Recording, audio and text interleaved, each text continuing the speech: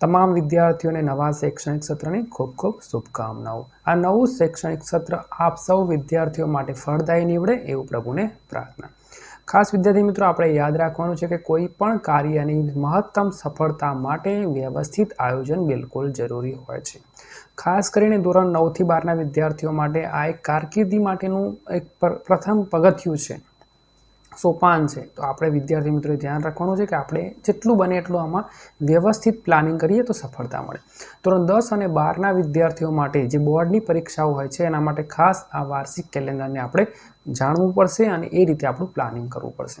તો આપણને ગુજરાત માધ્યમિક અને ઉચ્ચતર માધ્યમિક શિક્ષણ બોર્ડ ગાંધીનગર દ્વારા શૈક્ષણિક વર્ષ 2025 અને 26 માટે આ વાર્ષિક કેલેન્ડર મળ્યું છે। ઘણા વિદ્યાર્થીઓને 25-26માં ખબર પડતી નથી કે આવું કઈ રીતે।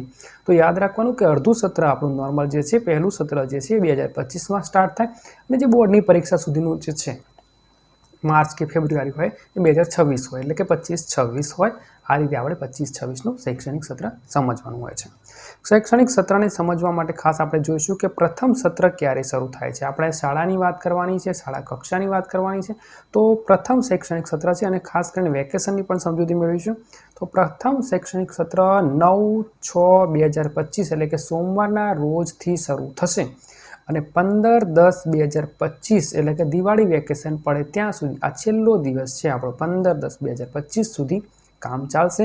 અને કાર્યના જે દિવસો છે એ 105 દિવસો છે। વિદ્યાર્થી મિત્રોની સાથે સાથે શિક્ષક મિત્રો પણ આમાં ધ્યાન આપશે। અને પ્રથમ સત્ર જે હોય છે એ એક રીતે ખૂબ જ ફળદાયી હોય છે, ખૂબ જ, કારણ કે એમાં પાયાનું કામ કરવાનું, બેઝિક કામ કરવાનું છે એમાં, અને સમય પણ સારો એવો મળતો હોય છે। બીજા સત્રની વાત કરીશું તો જો બોર્ડની વાત કરીએ તો સેકન્ડ એક્ઝામ પણ હોય અને ત્યારબાદ એન્યુઅલ ડે અને બીજા થોડા ઘણા દિવસો અને સાથે સાથે બોર્ડની પરીક્ષા પણ બહુ નજીકના દિવસોમાં આવી જતી હોય છે। એટલે બીજા સત્રમાં ભણવાના જે દિવસો છે, ખાસ વિદ્યાર્થી મિત્રોને કહું છું, ભણવાના દિવસો ઓછા હોય છે। એટલે પ્રથમ સત્રમાં આપણે પૂરું ધ્યાન રાખવાનું છે અને 100% આપણે આપીશું તો ખૂબ જ સારા માર્ક્સ મેળવી શકાશે।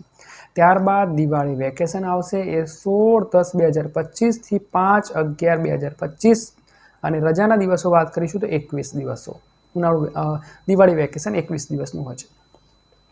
ખાસ વિદ્યાર્થી મિત્રો, દિવાળી વેકેશન હોય, ઉનાળુ વેકેશન હોય, એનો જે યુઝ કરવાનો છે તમે તમારી રીતે કરતા જ હોવો છો, પણ સાથે સાથે જ્યારે ભણવાની ઉંમર છે, એટલે કે બોર્ડ ધોરણ 10 અને 12નું છે અથવા કોલેજ કરતા હોય તો એમાં થોડોક સમય પણ આપણે ભણવામાં પણ આપણે ઇન્વેસ્ટ કરવો પડશે। તો દિવાળી વેકેશન છે 16/10/2025 થી 5/11/2025। ત્યારબાદ દ્વિતીય સત્ર જે છે, સેકન્ડ ટર્મ આપણે કહીએ છીએ, એ છે 6/11/2025 થી 3/5/2026 સુધી ચાલશે। અને કાર્યના દિવસોની વાત કરીશું તો 144 છે। હવે 3/5/2026ની વાત કરીશું ત્યારે વિદ્યાર્થી મિત્રો એ ઉનાળા વેકેશન સુધીનો સમય છે, એટલે બોર્ડને એને કંઈ લેવા દેવા નથી। બોર્ડની પરીક્ષાનું ટાઈમ ટેબલ અને એ બધું આપણે જોઈશું, એટલે કે એનો સમય આપણે તારીખ જોઈ લેવાના છે। આ ખાસ 3/5/2026 જે છે એ ધોરણ 11નું અને 9મુંનું રિઝલ્ટ છે, સમજો ને। 3/5/2026 એમનું રિઝલ્ટ હશે અને શિક્ષકો માટે એ દિવસ પછી વેકેશન, શનિવાર હશે। ઉનાળુ વેકેશન પડશે 4/5/2026 થી 7/6/2026 સુધી અને રજાના દિવસ ઉનાળુ વેકેશન હોય છે 35 ડેઝ। વિદ્યાર્થી મિત્રો, ખાસ એ પણ ધ્યાન રાખવાનું છે કે એમાં રવિવારનો પણ સમાવેશ થાય છે, લગભગ 5 રવિવાર એમાં આવી જતા હોય છે, અને બીજી પણ જે જાહેર રજાઓ આવતી હોય છે તે એ રીતે 35 દિવસનું શૈક્ષણિક વર્ષ 26-27ની જો આપણે વાત કરીશું તો એ 8/6/2026થી શરૂ થશે, જો કે હાલ આપણે એની કંઈ જરૂર છે નહીં।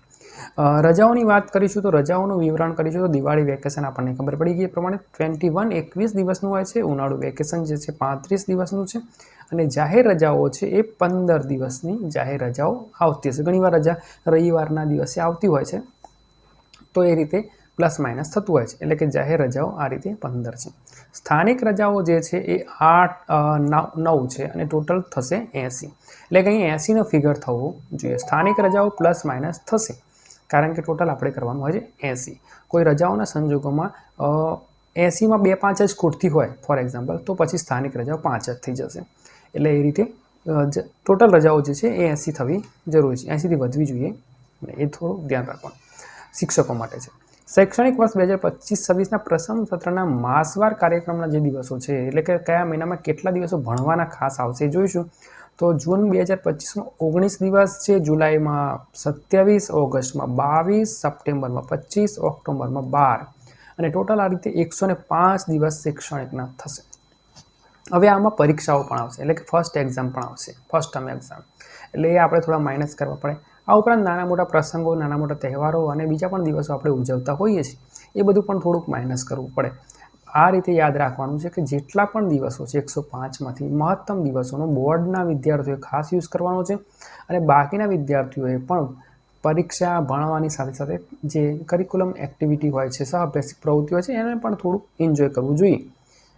ત્યારબાદ આપણે વાત કરીશું શૈક્ષણિક વર્ષ 2025-26ના દ્વિતીય સત્રના માસવાર કાર્યના દિવસો કેટલા હશે સેકન્ડ ટર્મ. તો એની વાત કરીશું તો નવેમ્બર 2025થી આવશે, અને એમાં 21 દિવસ છે નવેમ્બર 2025માં, ડિસેમ્બરમાં 26 દિવસ છે, જાન્યુઆરીમાં 25 છે અને ફેબ્રુઆરીમાં 24 દિવસ છે. માર્ચની વાત કરીશું તો 22, એપ્રિલમાં 24 અને મેમાં 2 દિવસ છે, ટોટલ 144 છે. બોર્ડની પરીક્ષાની વાત કરીશું તો લગભગ 26 ફેબ્રુઆરી, એટલે કે ફેબ્રુઆરી 2026ના આખરી દિવસોમાં બોર્ડની પરીક્ષા હશે, એટલે આપણે એટલા દિવસ સુધીનું ગણવાનું રહેશે. ધોરણ 11 માટે માર્ચ અને એપ્રિલના થોડાક દિવસો હશે, અને એ રીતે શૈક્ષણિક કામ થશે.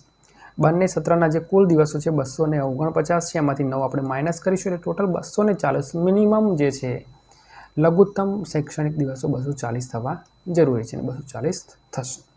આ રીતે આપણે યાદ રાખીશું વિદ્યાર્થી મિત્રો કે આ રીતનું આપણું પ્લાનિંગ હોવું જોઈએ, ક્યારે કઈ પરીક્ષા છે. હવે પરીક્ષાની પણ આપણે વાત કરવાના છીએ, એના માટે બીજો એક વિડીયો થોડા સમયમાં ઉપલબ્ધ થશે, તો ચોક્કસ તમે આ ચેનલને સબસ્ક્રાઈબ કરી રાખજો. નોટિફિકેશન બેલ આઇકોનને પણ પ્રેસ કરજો, જેથી બોર્ડની પરીક્ષાનું જે તારીખો છે, પ્રથમ બીજી પરીક્ષાની તારીખો જે છે એ તમને મળી જશે. Thank you and best of luck.